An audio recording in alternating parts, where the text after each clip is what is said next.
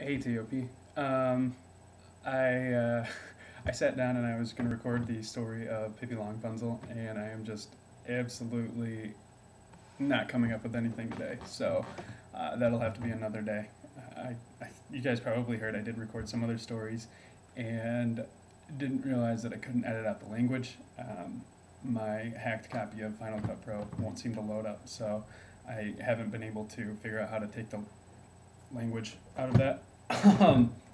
Don't tell Sean. But I wanted to send you guys a message, say hi. I hope everything's going well. Everything here is good. I get to wear t-shirts and hats and my necklace all the time, so that's kind of cool. School is killing me. It's everywhere you look, there's school. That's all I do. I was working until like 12 last night, so that's the reason I haven't sat down and gotten more stories out. I did have a request, so I am going to give a mini story. I haven't thought about it, so bear with me as I try and work through the mini story that I call Finding Stephen.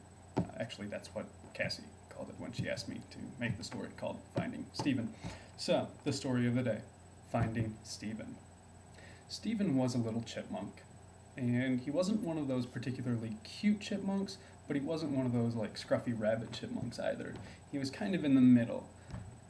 Stephen's best attribute was his bushy tail. He had a fairly bushy tail for a chipmunk. His less best attribute, I guess we'll call it, for the sake of not knowing any other words to use, was the fact that he liked to stare at shiny objects.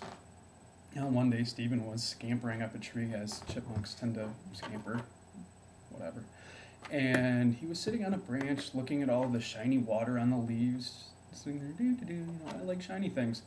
And he saw something shiny coming down through the branches of the tree. And so he stared, and he stared, and he just couldn't see it well enough. So he climbed all the way up the top of the tree, and he stared at this shiny, big, yellow object for hours and hours, until he realized he couldn't see the shiny yellow object anymore.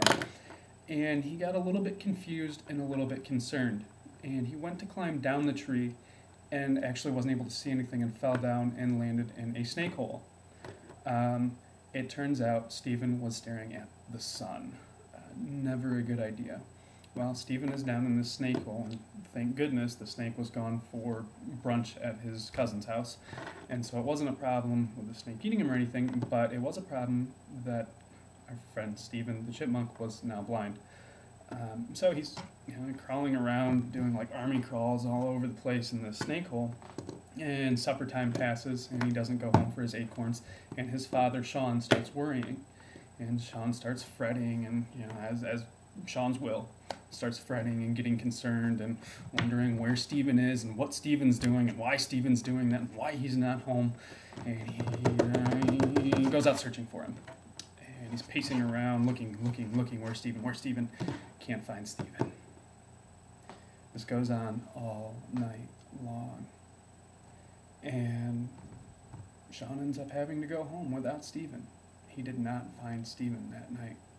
Well, lucky for our friend Stephen, the snake was away for an extended brunch. He actually got caught up in a good game of poker, because snakes love poker. I'm not sure how they manage it, but they love that game. And so Stephen was not, eaten by the snake that night.